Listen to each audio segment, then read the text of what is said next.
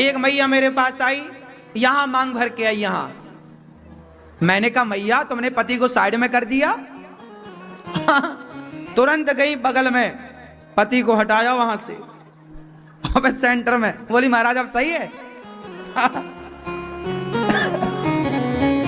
आजकल मैयाएं भी पतियों को साइड कर देती है, साइड में मांग भरती है, फ्रंट में नहीं। फ्रंट में बगल वाला है। ताकते रहते तुझको सांझ सवेरे, मेरे सामने वाली खिड़की में एक चांद का टुकड़ा, तो फ्रंट में कोई और, साइड में पति। यहां बहुत सारी माताएं साइड में मांग भरती है ना, देखा नहीं आपने? यहां बगल में भर लेती है मांग, यहां पति को साइड कर दिया। पूछो फ्रंट में कौन है?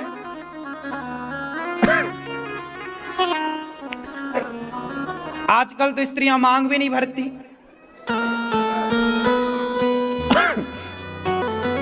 मांग सीता मैया मांग भरती हैं। जिसकी जितनी लंबी मांग, जिसके जितनी लंबी मांग, उसके पति की आयु लंबी। ये ऐसी मान्यता है। इसलिए पतिव्रता नारी जो होगी वह स्वप्न में भी पर पुरुष का चिंतन ना करे। जो पर पुरुष का चिंतन ना करे स्वप्न में, वो नारी पतिव्रता। मांग भरना बहुत जरूरी है, मांग भरना चाहिए। आजकल तो महिलाएं जरा सी घिसनी से घिस लेती हैं, दूसरे तरफ से बाल से छिपा लेती हैं। शादी किया भैया, काहे छिपा रही हो पति को? सुहागन नारी बड़ी पवित्र होती है। आप किसी शुभ कार्य के लिए घर से निकल रहे हैं और एक सुहागन स्त्री का दर्शन हो जाए तो वह दर्शन शुभ माना जाता है, शुभ माना जाता, सगुन बोलते हैं इसको। भाई अच्छा हमारे साथ हुआ कि हम रास्ते से जा रहे थे किसी बढ़िया काम के लिए और हमारे को एक सुंदर पतिव्रता नारी का दर्शन हुआ। सुहागन स्त्री, गाय का दर्शन होना, ब्राह्मण का दर्शन होना, साधु का दर्शन होना, कन्या का दर्शन होना, बच्चे का दर्शन होना, यह शुभ माना जाता है। तो नारी पतिव्रता, सुहागन स्त्री बड़ी पवित्र है।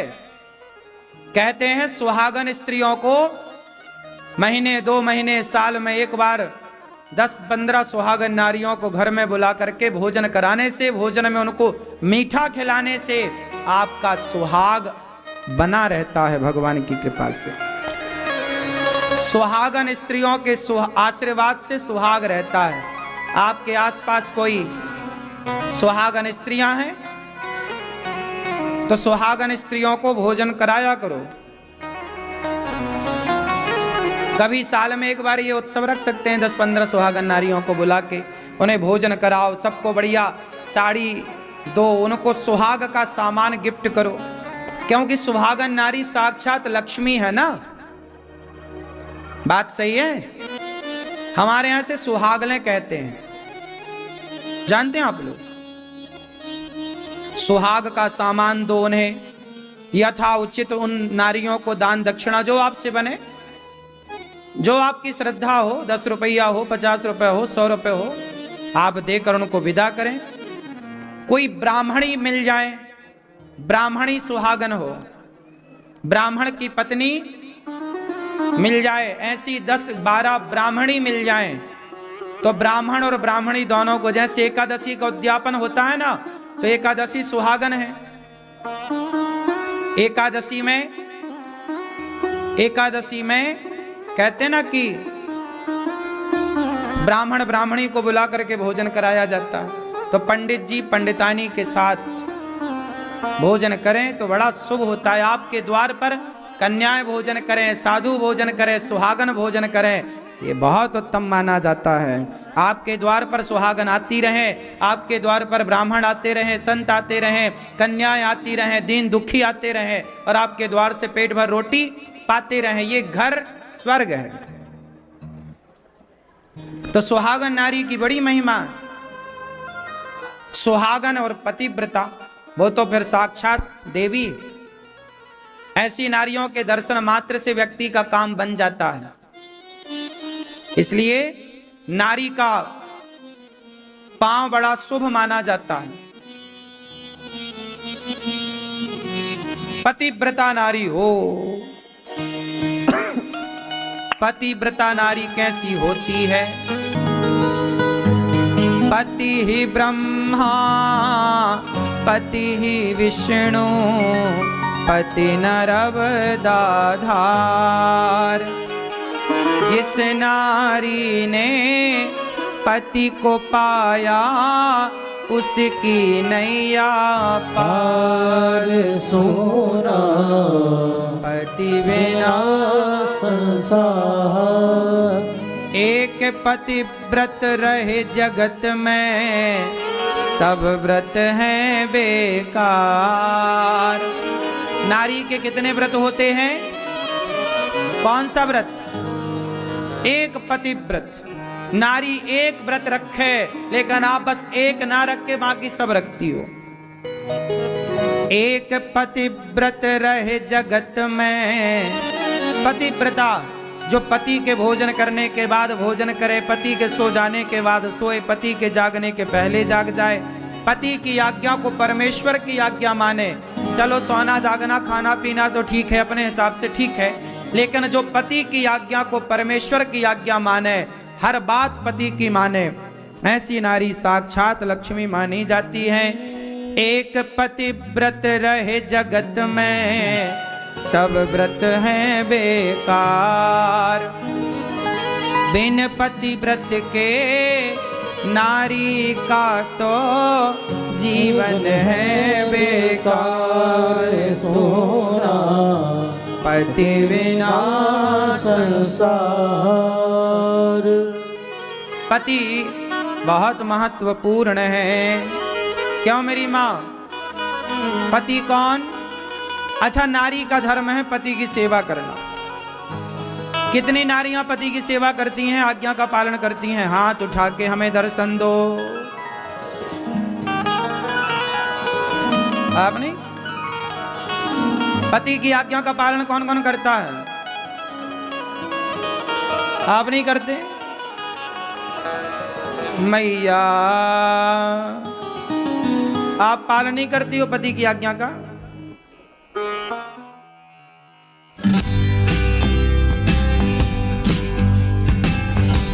Seco.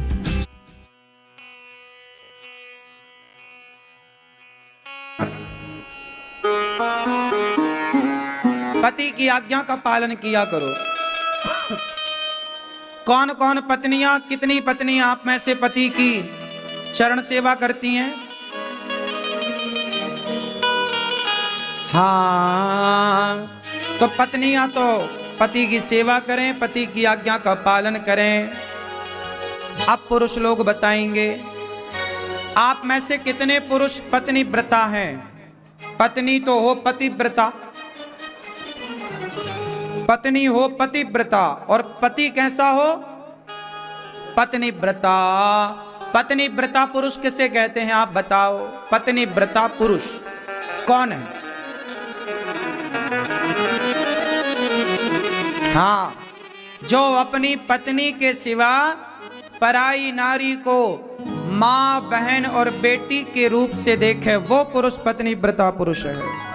पराई नारी को बिल्कुल ना देखे। आप पत्नी व्रता हो? हाँ, पत्नी व्रता हो? हैं? पड़ोसन को तो नहीं देखते? सही बताओ, खाओ मां कसम, नहीं देखते?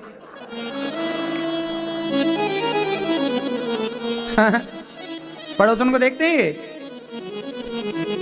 नहीं देखते।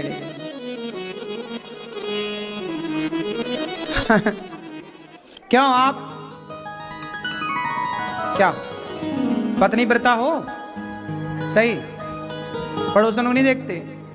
अब क्या देखेगी पड़ोसन आपको?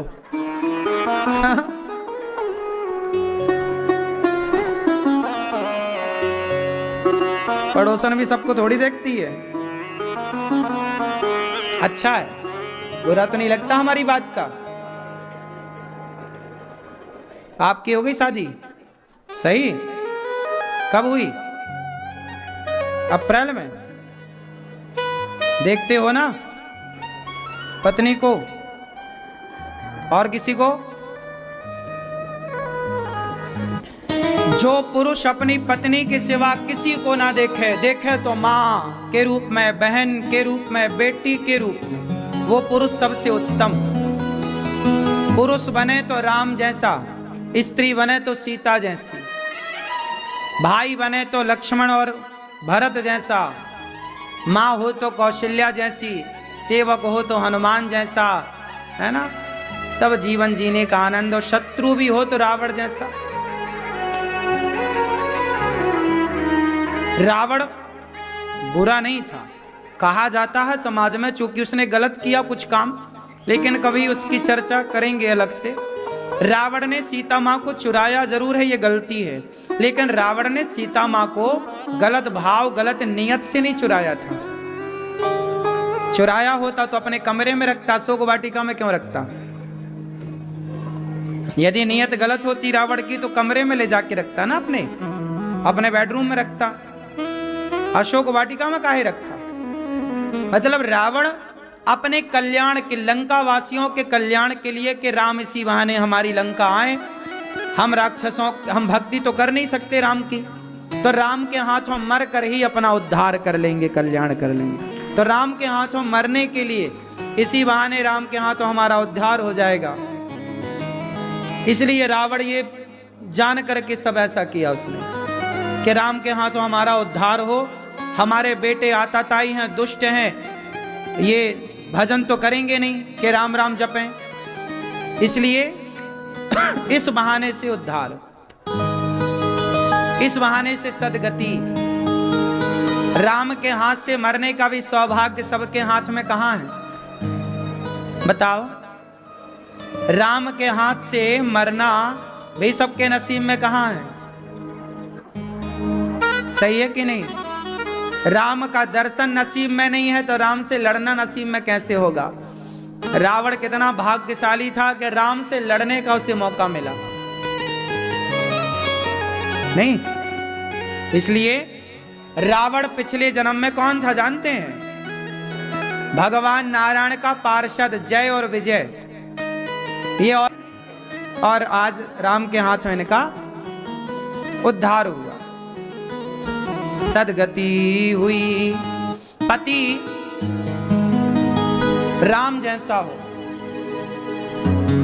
पराई नारियों से बच के रहना, रिश्तों को संभालना। एक बढ़िया सा भजन रिश्तों के नाम सुनाऊं।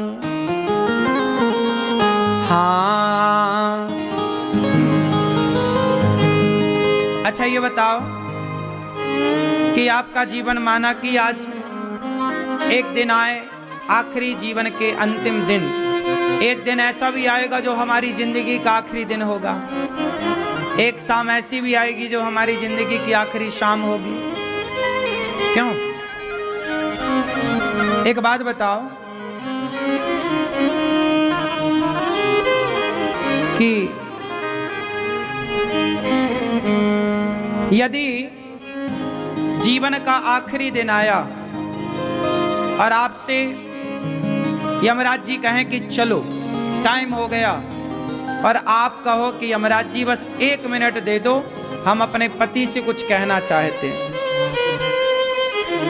हम अपनी पत्नी से कुछ कहना चाहते हैं, तो आप लोग जरा बताओ, हम अपने बेटे से कुछ कहना चाहते हैं। जब आपका समय पूरा होगा और 1 मिनट शेष रहेगा तो आप अपने पति से क्या कहोगी? क्यों मैया? आखिरी के 1 मिनट में पति से कुछ कहने का मौका मिला तो आप क्या कहोगी? आप बताओ मैया। नहीं कहोगी? क्या कहोगी? समझदार हो आप, ये कहोगी हैं? क्यों? आप अपनी पत्नी से क्या कहोगे? आखिरी 1 मिनट बचा हो तो। हेलो दोस्तों, एंजल वन आपके लिए लाया है कुछ नया जो बनाएंगे आपके इन्वेस्टमेंट एक्सपीरियंस को और भी सिंपल, इजी एंड इम्पैक्टफुल।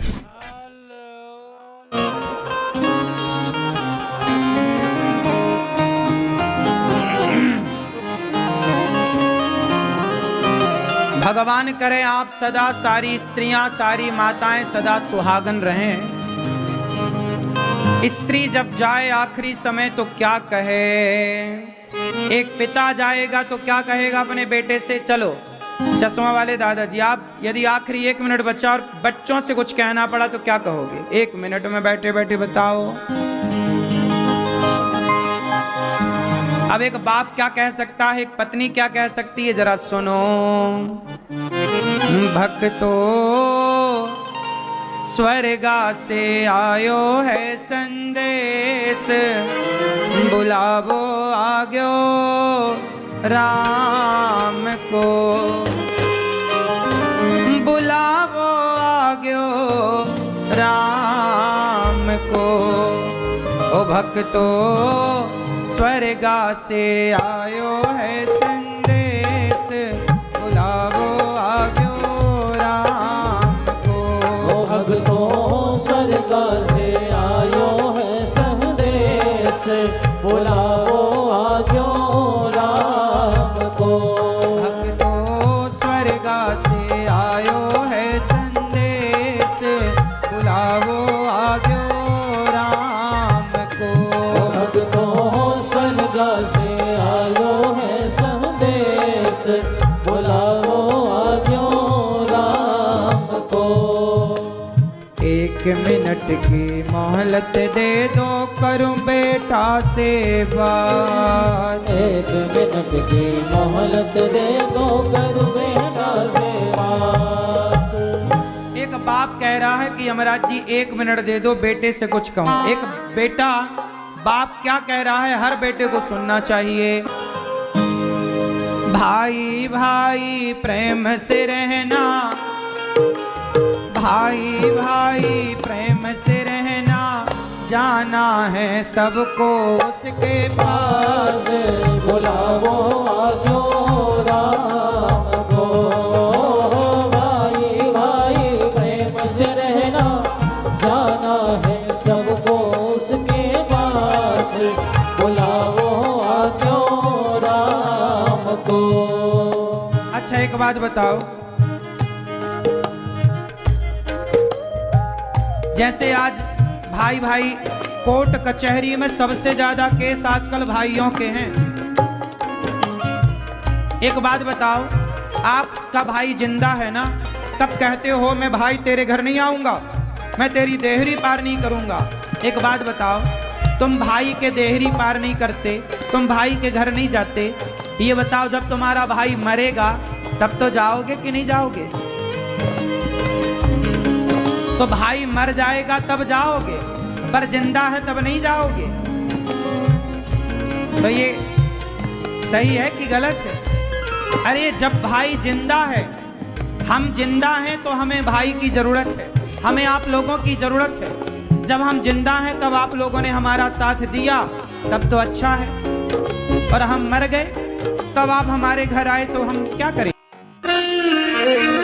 तो आज जितने बच्चे पढ़ाई लिखाई के नाम पर आत्महत्या करते हैं, नौकरी के नाम पर, उसका जिम्मेदार स्वयं उनके माता पिता हैं। तुमने बच्चों को केवल एक ही रास्ता बोला है कि बेटा केवल नौकरी है, नहीं तो कुछ नहीं है, नौकरी है नहीं तो क्यों? संसार में बहुत सारे दरवाजे खुले होते हैं हमारे लिए। क्यों बेटा, बात सही है। हम नौकरी नहीं कर पाए, हमने अच्छे नंबर नहीं लाए, कोई बात नहीं, हम दूसरे फील्ड पे जाएं, दूसरा काम कर लें, हम बिजनेस कर लें, व्यापार कर लें, उद्योग कर लें, क्या नहीं कर सकते भाई बताओ? कितने रास्ते खुले, क्या नहीं कर रहा है आज का आदमी? अनपढ़ आदमी, कितने लोग आज भी बाजार में ऐसे बैठे हैं जो बड़े बड़े बिजनेसमैन हैं, पर उनको अच्छे से पढ़ना लिखना नहीं आता, लेकिन बहुत सफल व्यापारी बने। काम का उनके घर में पढ़े लिखे सीए 10-10 सीए काम कर रहे हैं। पढ़े लिखे लोग तो पैसों में मिल जाते हैं, पागल, खोपड़ी है, बुद्धि है, तो पढ़े लिखे लोग तो पैसे मिल जाएंगे। हम कितने चाहिए पढ़े लिखे लोग बताओ, पैसे में आ जाएंगे। 50,000 रुपया महीना ढेर मिल जाएंगे। पढ़ाई लिखाई की वैल्यू से ज्यादा खोपड़ी, मस्तिष्क, बुद्धि की वैल्यू है। कई बार अनपढ़ आदमी पढ़े लिखों को चलाता है, नहीं चलाता। फिर तो ये सब पाठ काहे नहीं पढ़ाते बच्चों को? मरने पे मजबूर कर देते हैं माँ बाप बच्चों को, इतना टॉर्चर, नंबर लाना है, नंबर लाना है, खाओ नंबर खाओ। क्या करोगे नंबर का? क्यों? आजकल बच्चों का बचपन खत्म हो गया, ना बच्चों को खेलने का समय है ना कूदने का समय, बस दिन भर झोला उठाए भागते, स्कूल भागते, कोचिंग भागते, खेलने खाने। आप लोग जितना खेलते थे ना, अब आज के बच्चे उतना नहीं खेल रहे हैं। तुमने बचपन गवा दिया बच्चों का पढ़ाई के नाम पे। ना बच्चों के खेलने का टाइम है ना घूमने का टाइम है। क्यों? पढ़ाई बुराई नहीं है, पढ़ना चाहिए, खूब पढ़ना चाहिए, लेकिन पढ़ाई कर चाहिए नहीं कि सिर्फ पढ़ाई हम करेंगे तो ही हम सफल होंगे, हमारे नंबर ज़्यादा आएंगे तो ही हम सफल होंगे। हमारे नंबर कम आए कोई बात नहीं, फेल हो गए हम कक्षा में तो भी कोई बात नहीं, फेल होने वाले के घर में भी पास होने वाले काम कर रहे हैं। बात सही है? फिर बच्चों को वो पढ़ाओ जिस पढ़ाई से उनका लोक परलोक सवर जाए। बच्चों को आप क्या पढ़ाओ? धर्म पढ़ाओ। बेटा धर्म क्या है? आजकल पढ़े लिखे तो हैं बच्चे, चरित्रहीन हो गए पढ़ लिख कर। बच्चों को धर्म पढ़ाओ। बेटा धर्म क्या है? चरित्रवान बनना है, समाज की सेवा करना है। सबसे अधिक पढ़ा लिखा आप किसे मानते हैं? बताओ, सबसे ज्यादा पढ़ा लिखा कौन? रावण ज्यादा पढ़ा लिखा कि राम ज्यादा पढ़े लिखे? बोलो बोलो। डिग्रियां देखोगे तो डिग्रियां रावण की ज्यादा है। रावण ज्यादा पढ़ा लिखा था लेकिन राम से हार गया। राम तो कम ही पढ़े लिखे थे रावण के आगे। वो अलग विषय है कि राम भगवान है, पर सामान्य दृष्टि से देखा जाए तो रावण ज्यादा विद्वान था। इसलिए तो कथा ये भी आती है कि राम जी ने लक्ष्मण जी से कहा कि जाओ इससे कुछ सीख लो। आखिरी समय जब उसे बाण लगा तो राम जी ने खुद कहा लक्ष्मण जी से, जाओ लक्ष्मण, अब ऐसा विद्वान इस धरती पे ना पैदा होगा, जाओ कुछ उपदेश ले लो। तो रावण विद्वान तो था ही, इसमें कोई आश्चर्य नहीं है, कोई किंतु और परंतु नहीं है। लेकिन वो विद्वान होने के बाद भी आचरण कैसा था उसका? मायने ये नहीं रखता कि आप पढ़े लिखे कितने हैं, मायने रखता है कि आपका आचरण कैसा है, व्यवहार कैसा है। राम कम पढ़े लिखे थे पर आचरण व्यवहार अच्छा है, पूजा होती है। रावण ज्यादा पढ़ा लिखा था पर भी पुतले जलाए जाते हैं। तो हम बहुत पढ़े लिखे हैं पर हमारा आचरण व्यवहार गलत है, तो क्या करेगी पढ़ाई? आप बहुत पढ़े लिखे हैं लेकिन अपने बाप का सम्मान नहीं करते। आप बहुत पढ़े लिखे हैं, अपनी माँ का आदर नहीं करते। हम थोड़ा कम पढ़े लिखे हैं पर माँ की आरती उतारते हैं। बताओ समाज में किन बच्चों की जरूरत है जो पढ़ लिख कर माँ बाप का अनादर करें या कम पढ़े लिखे होकर के भी माँ बाप का सम्मान करें? हमें वो बच्चे चाहिए जो दीन दुखी के काम आए, जो सबकी हेल्प करें। आज पढ़े लिखे लोग कर तो रहे हैं, जरूरत से ज्यादा भ्रष्टाचार। पढ़ा लिखा है लेकिन 1000 रुपया के बिना बात नहीं करता, 5000 लाओगे तो बात करेगा, वरना बात नहीं करने को है। तो पढ़ा लिखा जितने इस देश में पढ़े लिखे उन्होंने ही तो देश को बेचा है, अनपढ़ थोड़ी बेच रहा है। भ्रष्टाचार पढ़े लिखे तो कर रहे हैं, अनपढ़ थोड़ी कर रहा है। बोलो हाँ। जो जितना पढ़ा लिखा है उतना बड़ा भ्रष्टाचार कर रहा है। जो जितनी बड़ी पोस्ट पर है, जितने बड़े पद पर है, बड़े पद पर है मतलब पढ़ा लिखा है, पढ़ के गया, क्या कर रहा है वो? फिर पढ़े लिखे क्या कर रहे हैं? बेच तो रहे हैं अपनी भारत माता को। ऐसी पढ़ाई पढ़ाई है सरकार ने, ऐसी पढ़ाई पढ़ा रही है कि आदमी बेईमान हो रहा है। अरे ऐसी पढ़ाई पढ़ाओ ना कि बच्चा पढ़ के ईमानदार बने। नहीं, मर जाएंगे हम, बेईमानी नहीं करेंगे। ये क्यों नहीं पढ़ाई हो रही है?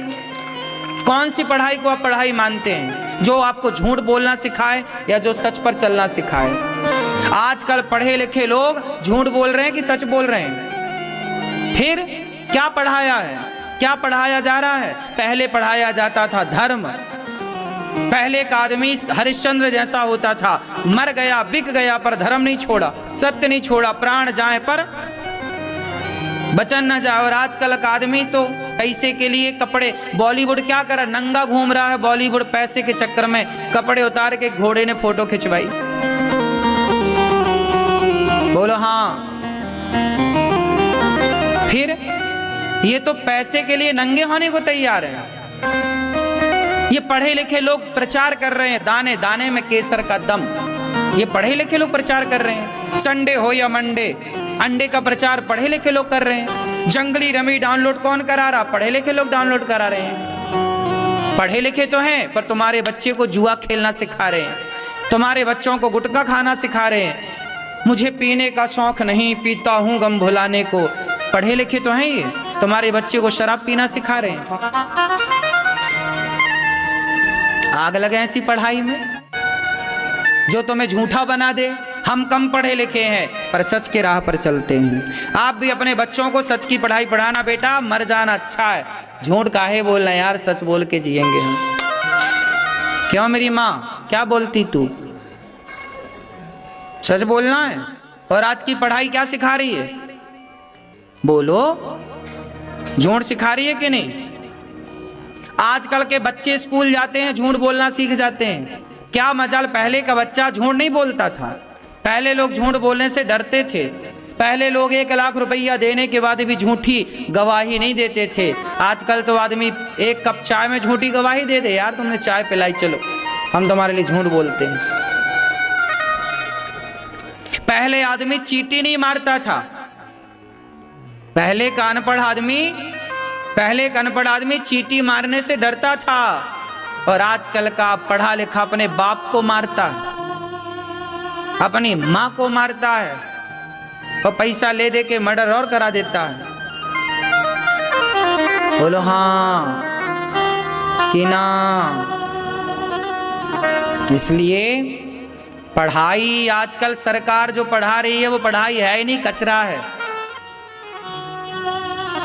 पढ़ाई तो वो है ना मेरी माँ जो आपको सत्यवादी बनाए, दयावान बनाए। अब जिस पढ़ाई ने आपको झूठा बना दिया वो काय की पढ़ाई है? राम पढ़े तो प्रातः काल उठ के रघुनाथा, मात पिता गुरु नावहि माथा। राम जब पढ़े तो राम ऐसा पढ़े कि सत्यवादी बने।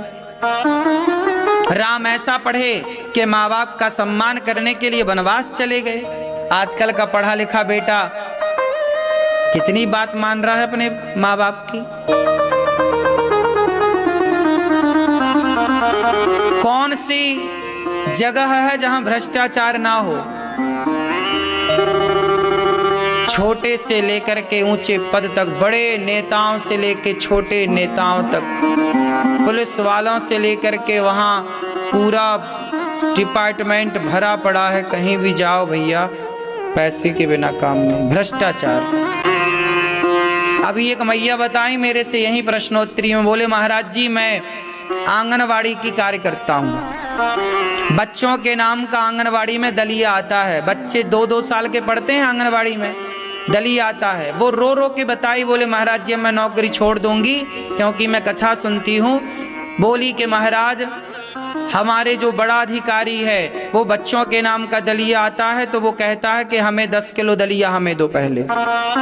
सोचो बच्चों के दलिया खा रहे हैं ये एक। अब उन जो बड़ा आप होता है ना उसके अंडर में ऐसे 50 आंगनवाड़ी आते हैं, तो 50 आंगनवाड़ी केंद्र से उसने 10-10 किलो दलिया लिया, तो सोचो कि 50 गुणा 10 कर लो, फिर वो दलिया बेच देता होगा उसके बड़े अधिकारियों को थोड़ा थोड़ा पैसा। बोले सबको बढ़ता है ये पैसा।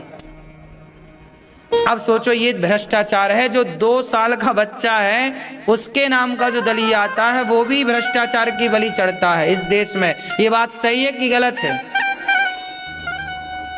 अब बताओ।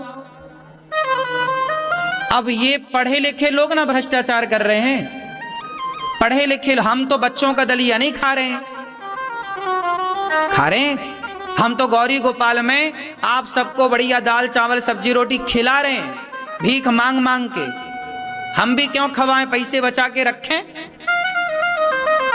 लेकिन हमने झूठ की पढ़ाई नहीं पढ़ी ना, हमने सच की पढ़ाई पढ़ी, इसलिए सेवा कर रहे हैं। हम भी झूठ पढ़े होते तो हम भी काहे को करते, पैसे बचाते। अंतर है साहब पढ़ाई पढ़ाई में। आप लोगों ने मेरे से, मैं आपको मैं बताऊं, मैं केवल 10वीं तक पढ़ा हूं। ये दास अनिरुद्ध, हम सिर्फ 10वीं तक पढ़े हैं। उसके आगे नहीं पढ़े। हम 10वीं तक पढ़ के ही समझ गए कि ये पढ़ाई हमारे मतलब की नहीं है। हमने अपने पिताजी से बोल दिया कि हमें वृंदावन ले चलो, हम भागवत पढ़ेंगे। हमारे पिताजी 1 साल तक नहीं लाए, बोले नहीं तुम पढ़ो, हम तुम्हें नहीं ले जाएंगे। हम 1 साल तक गैया चराते रहे पर हम पढ़े नहीं। हमने कहा भागवत ही पढ़ेंगे। भागवत जी पढ़ना था, बिहारी जी को ये सब सेवाएं करानी थी, इसलिए हमने वो पढ़ाई को हाथ जोड़ा और ये पढ़ाई पढ़ने स्टार्ट की। भागवत जी पढ़े, पुराण पढ़े, वेद पढ़े, जो पढ़े, आध्यात्म की पढ़ाई जो हमारी वैदिक पढ़ाई थी वो पढ़ी। आज गौरी गोपाल गुरुकुल में 150 बच्चे पढ़ रहे हैं। क्यों पढ़ रहे हैं? क्योंकि हम ईमानदारी से काम कर रहे हैं। बेईमान होते तो आज गौरी गोपाल गुरुकुल में जाओ, बच्चों को देखो, उनके रहने की, खाने की कैसी व्यवस्थाएं। सारे बच्चों को रात को 1-1 गिलास दूध मिलता है, सुबह नाश्ता मिलता है, दोपहर के भोजन मिलता है। हम तो उनका दूध की कटाई नहीं कर रहे हैं कि दूध काहे पिलाएं, और उनके माँ बाप से 1 रुपया नहीं लेते, पैसा नहीं लेते 1 रुपया। क्या जरूरत थी हमें? अब 150 बच्चों को, ये बच्चों को कल हम ले गए थे सब भक्तों को दर्शन कराने गुरुकुल का, कि चलो दर्शन करो। तो आप भी गौरी गोपाल गुरुकुल का दर्शन करिएगा। बच्चे पढ़ते हैं, निःशुल्क उनका खाना पीना रहना। हम आप लोगों से भीख मांग मांग के सब सेवाएं करते हैं। हमारे मन में भी पाप होता तो क्या जरूरत थी गुरुकुल खोलने की? 4 से 5 लाख रुपया खर्चा है महीने का। 5 लाख रुपया महीने का खर्चा है केवल गुरुकुल का। 5 लाख रुपया तो कहीं नहीं गया महीने का। खाना पीना रहना और जो आचार्यों की फीस इत्यादि सब पढ़ाने के लिए पैसा तो देना ही पड़ता है, जिनको रखेंगे पढ़ाने के लिए। 50-50 हजार रुपया महीना देता हूं मैं एक आचार्य को पढ़ाने का। पूरे भारत में कहीं पे भी सरकार पहले वर्ष में 50,000 रुपए किसी शिक्षक की तनख्वाह नहीं देती, लेकिन गौरी गोपाल गुरुकुल में पहले वर्ष से ही हम 50,000, क्योंकि उच्च कोटि के शिक्षक लाए हैं, अच्छी क्वालिटी के पढ़ाएंगे तो उसका बच्चों को परिणाम मिलेगा।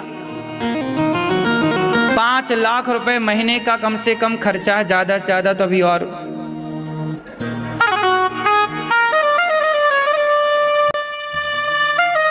अब 150 बच्चों को आप हिसाब लगा लेना घर में बैठ के, एक गिलास दूध का, रोटी का, भोजन का, वहां उनके रहने की, खाने पीने की सबकी व्यवस्थाएं। पैसे तो लगते ही हैं काम में, लेकिन ये सारा काम हो रहा है यहाँ पर। क्यों? क्योंकि हमारे भीतर बेईमानी होती तो हम क्यों करते? हम भी 2-4 बच्चे ही रखते कि देखो जी 2-4 बच्चे पढ़ रहे हैं। नहीं, पूरा प्रॉपर बच्चों की सब व्यवस्थाएं, एक गुरुकुल जैसा गुरुकुल है। ये सब ईमानदारी से होता है मेरी माँ। अब आप गौरी गोपाल रसोई में जाके भोजन चेक करना, आप सबने प्रसादी पाई होगी। जो आप चावल खाते हो ना गौरी गोपाल रसोई का, वो चावल कौन सा मिलता है आपको? आप में से कितने लोगों ने प्रसादी पाई गौरी गोपाल जी की रसोई में? चावल पाए कि नहीं? कौन सा चावल था वो? अब बताइए। बासमती चावल आप लोग अपने घर पे नहीं खाते, और जाके चेक कर लेना वो बासमती चावल है। हमारे देश में सबसे बढ़िया चावल बासमती ही बोला जाता है। 85 से लेके 90-95 रुपए किलो का चावल है। क्यों? 40 रुपया किलो का चावल भी तो आता है बाजार में। हम वो क्यों नहीं खिलाते आपको? कि आप हमारे अतिथि हैं, और अतिथि भगवान होता है, और भगवान के लिए सबसे अच्छी चीजें होनी चाहिए। ये मेरा भाव है, ये ईमानदारी है। बेईमान होता तो मैं 40 रुपये किलो का चावल खवाता, पेट तो उससे भी भर जाता आपका। और आप थोड़ी कहते कि आपने ये चावल क्यों खवाया, और सबको फ्री में मिल रहा है। दाल जाके देखना, गाढ़ी दाल, सब्जी, जो व्यवस्थाएं हैं।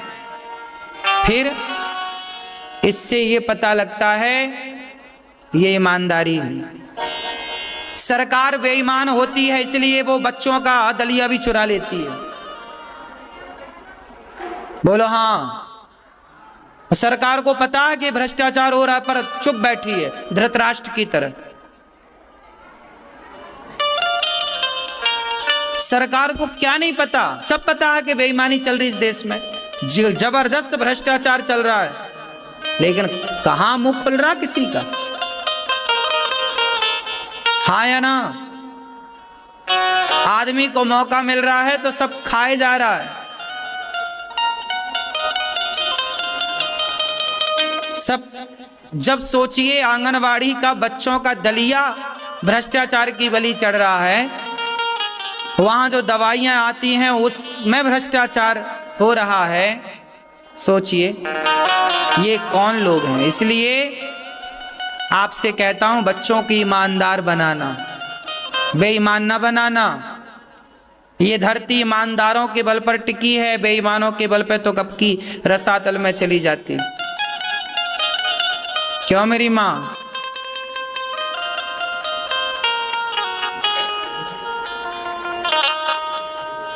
गौरी गोपाल आश्रम में माताएं रहती हैं, 290 माताएं। ईमानदारी से उन माँ की सेवा करता हूं, उन माँ को कोई दवाई की कमी ना हो, उन माँ को कोई चीज की कमी ना हो। ईमानदारी है। सरकारी वृद्धाश्रमों को जाके देख लेना, सरकारी व्यवस्थाओं को जाके देख लेना। मैंने आपको बताया था ना कि सरकार की ओर से यहां पर एक अन्य क्षेत्र खोला गया वृंदावन में, 1 महीना ना चला पाई सरकार, और ये गौरी गोपाल में अन्य क्षेत्र 5 साल से चल रहा है, कोरोना काल से। तो इसलिए मेरी माँ, क्योंकि करने वाला ईमानदार है तो करेगा, और करने वाला ही बेईमान हो जाएगा तो कुछ ना हो पाएगा। तो ये ईमानदारी का प्रमाण है कि गौरी गोपाल में जितनी सेवाएं चल रही हैं, इतनी सेवाएं आप आके देख भी नहीं पाते। यहाँ इतनी सारी माताएं हैं कि सभी माताओं का आप दर्शन भी नहीं कर पाते। यहाँ घूमने के लिए आपको कम से कम 2 से 3 घंटे का समय चाहिए, तब आप यहाँ की बारीकी को देख पाओगे। आप आए 10 मिनट में देख के चले गए, 10 मिनट में आप कुछ नहीं देख पाते। आपको समझने के लिए यहाँ की सेवाएं सोचिए। जबकि मैं बहुत ज्यादा पढ़ा लिखा नहीं हूं, लेकिन गौरी गोपाल आश्रम की सभी सेवाएं देखो, सुव्यवस्थित चल रही हैं, समय से अपना सब काम चल रहा है, समय से अन्य। मैं यहाँ बैठा हूँ, फिर भी वहां पे अन्य क्षेत्र बट रहा है, रसोई बट रही है, साधु संतों को भोजन समय से बटता, समय से सेवाएं चलती हैं, टाइम टू टाइम काम होता है, समय से काम होता है। क्यों होता है? क्योंकि ईमानदार है। जहां बेईमानी होती है वहां व्यक्ति का स्वार्थ होता है, और जहां स्वार्थ होता है, स्वार्थी व्यक्ति ईमानदार हो ही नहीं सकता। इसलिए अपना निज स्वार्थ छोड़ करके हम देश के लिए, समाज के लिए सोचेंगे, तब ईमानदार बनेंगे। ईमानदार वही होगा जो सबके लिए सोचता होगा। जो अपने लिए सोचे वो स्वार्थी है, वो ईमानदार नहीं हो सकता। अपने लिए सोचता है, इसलिए तो आदमी दूसरों का पैसा ले लेता है। आपको मैं बताऊं, मैं कभी किसी से 1 रुपए उधार नहीं लेता। यदि मैंने कभी बैंक से लोन लिया तो मैं जल्दी उसे चुकाने की कोशिश करता हूं। मैंने कभी जरूरत पड़ने पर कभी 1,50,000 रुपया किसी से लेना पड़े तो तुरंत मैं 10 दिन के भीतर देता हूं। भैया तेरा पैसा लेके मैं मर गया तो इसलिए पहले तू पकड़। मैं 1 रुपया किसी का बेईमानी का या उधार भी नहीं लेता। मैं नमक रोटी खा लेता हूं, पर मैं उधारी से बचता हूं। मुझे लगता है कि भैया जो है नमक रोटी से गुजारा कर लूं, पर उधारी ना लूं। उधार कर्जा खा के मरना सबसे बड़ा पाप है। किसी का पैसा आपने खा लिया और आपने चुकाया नहीं और आप मर गए, तो अगला जन्म आपको लेना पड़ेगा, कुत्ता बन के आकर के उसके घर का उसका पैसा चुकाना पड़ेगा। तो अगला जन्म कुत्ता बनना है तो कर्जा खा के मरो। कई लोग तो आज ऐसे हैं, खा के मर जाते हैं, देते ही नहीं। यही ईमानदारी है मेरी मां। हमने बचपन से यही सीखा है। हमारी पूंजी हमारे संस्कार ही हैं, हमारा स्वभाव ही हमारी पूंजी है। 1 रुपए नहीं खाते किसी का। पैसा ईमानदारी से लेते हैं, आप देते हैं कि अन्य क्षेत्र बंटवाओ, हमारी ओर से बंटवा देते हैं। लो भैया आप आओ, अपनी आंखों से देख लो। ये हमारी मैया ने आज बोला कि हमें रसगुल्ले बंटवाने हैं, गुलाब जामुन बंटवानी है बच्चों को और यहाँ सबको। मैया ने आई खुद अपने हाथ से टका बांटी, देख के संतुष्टि मिली, अपने हाथ से बांट लिया। जो आपको बंटवाना है खुद आओ बंटवाओ, बन जाएगा आपके नाम का। यहाँ पे आप देख लो, अपने हाथ से बांटो। ठीक है मेरी माँ, ये पारदर्शिता है यहाँ। बेईमानी हम क्यों करें किसी से? बेईमानी करते तो आज यहाँ बैठ के आपके सामने इतनी बातें ना कर पाते। क्यों जी? बेईमानी आदमी की महीना भर चलती है, 2 महीने चलती है, साल भर चलती है। बेईमानी आदमी केवल साल भर चलाएगा, पर ईमानदारी सदा चलती है। इसलिए हम कहते हैं 2 पैसे कम कमाओ, नमक रोटी खाओ, पर ईमानदारी से चलो। मैंने एक बार बचपन में, ये देखो, ये तो मेरे को अक्ल अब आई ना, लेकिन जब मैं छोटा था, मैं अपने छोटे का एक वाक्य आपको बताता हूँ। पहले 1-2 बार मैंने ये वाक्य बताया, आज जरा सा मैं बता दूँ। जब मैं छोटा था, जब मेरी उम्र 14 साल की थी, 13-14 मतलब 12-13-14 साल, ये साल का टाइम था। जब मैं 12 साल का था, 13 और 14 साल का था, तब ना हमारे पिताजी और हमारे दादाजी, हम लोग बहुत गरीब परिवार से थे। आपको बताया कि हम भीख मांगते थे, पैसे तो होते ही नहीं थे। कभी हमारे दादाजी हमें चवन्नी देते थे, चवन्नी चलती थी हमारे टाइम पे, 25 पैसा। तो हम जाते और 25 पैसे की गोलियां मिल जाती हैं, 25 पैसे की 25 गोलियां मिलती, मीठी वाली संतरे वाली। 1 रुपया की 20 मिलती थी, क्या 100 मिलती थी। पंजी की 1 मिलती थी, हाँ नहीं 100 मिलती थी। पंजी की 1 5 पैसे, हाँ 20 ही मिलती, फिर ठीक कह रहे हो, 20 पंचे 100। तो 20 गोलियां मिलती थी, तो चवन्नी की 5 गोलियां मिलती थी। तो हम गोलियां लेके खाया करते थे। एक बार क्या हुआ कि हमारा दोस्त कोई था, वो बिस्किट खा रहा था। कुछ वो उस जमाने में अलग प्रकार की मिठाई आती थी, तो मिठाई आई दुकान में, तो वो खा रहा था। हमारा भी वो मिठाई खाने का मन हुआ, तो हमने सोचा पैसे तो है नहीं, क्या करें। मांगे पिताजी से, दादाजी से, नहीं मिला। तो हमने क्या किया, पीपल, हमारे गांव के पास ना पीपल था। तो आपको पता है, पीपल के पास ना लोग जब कोई मर जाता था, तो पीपल के पास वो घड़े में पानी भर के और फिर वहाँ पे उनका 13वां के पहले एक क्रिया होती है, तो वो वहाँ पे होता है। तो वहाँ पीपल के पास ना कुछ 1-2 रुपए चढ़ाते भी हैं लोग। तो मैंने देखा कि वहाँ पीपल के पास में वहाँ गया, तो वहाँ पे ना 2 रुपए मुझे दिखाई पड़े। तो मैंने वो 2 रुपए उठाए और पीपल की जड़ के पास उन्हें छिपा दिया कि ये पीपल के पैसे हैं। ये पैसे किसके हैं? पीपल के पैसे हैं। मैंने छिपा दिया और हम रोज ना पीपल की परिक्रमा लगाते थे और पीपल को जल, हमारे पिताजी पीपल की पूजा करते थे। पीपल को जल चढ़ाना, शाम को दिया जलाना बड़ा शुभ होता है। यदि आप पीपल की रोज 7 परिक्रमा लगाते हैं, यदि पीपल में शाम को रोज दिया जलाते हैं और पीपल को रोज जल चढ़ाते हैं, तो निश्चित मानिए कि आप बहुत तरक्की करेंगे, बहुत आगे जाएंगे। पीपल की पूजा आपको आगे ले जाती है, आपके उत्थान में बहुत सहयोगी होती है। पीपल की पूजा 7 परिक्रमा पीपल की लगाना चाहिए। तो पीपल की पिताजी पूजा करते थे, मुझे 2 रुपए दिखाई पड़े, तो मैंने वहाँ पे किनारे में मिट्टी के अंदर जड़ के पास डाल दिया। एक दिन मुझे जब वो पैसे की ज़रूरत पड़ी तो कहीं से मिला नहीं, तो मुझे याद आया कि पीपल से उधार लूँ। तो मैंने पीपल से वो 2 रुपए निकाले और पीपल से मैंने बात की ऐसे ही कि सुनो महाराज पीपल देवता, हे भगवान, ये 2 रुपये आपके हैं, पर हमें अभी मिठाई खाना है, तो आप एक काम करो, हमें 2 रुपये उधार दे दो, हम आपका जल्दी ब्याज सहित चुकाएंगे। तो मैं 2 रुपये लेके गया, मिठाई इत्यादि खाया, और फिर एक दिन मुझे दादाजी ने कुछ पैसे दिए, तो 2 रुपये दिए, तो फिर मैंने 25 पैसे उसमें और ऐड करके 2 रुपये 25 पैसे ब्याज सहित मैंने पीपल को वापस किए। मैंने फिर वहीं जड़ में अब 2 रुपए से कितने हो गए पीपल के? 2 रुपए 25 पैसे। फिर गड़ाए, फिर कभी 15-20 दिन बाद, महीने भर बाद मुझे फिर 2 रुपए की जरूरत पड़ी, मैंने फिर उठाए, फिर मैंने 25, तो पीपल के 2.5 रुपया हो गए। ऐसे करते करते जब मैंने पीपल से आखिरी बार 4 रुपए लिए, 3, साढ़े 3, 4 रुपए लिए, तब मैंने पीपल को आखिरी 4.5, पौने 5 रुपया वापस किए। उसके बाद से फिर मेरा पीपल से लेन देन, फिर वो पैसे आज भी मुझे पता है, वहां यदि खोदूं तो गड़े होंगे 5 रुपया।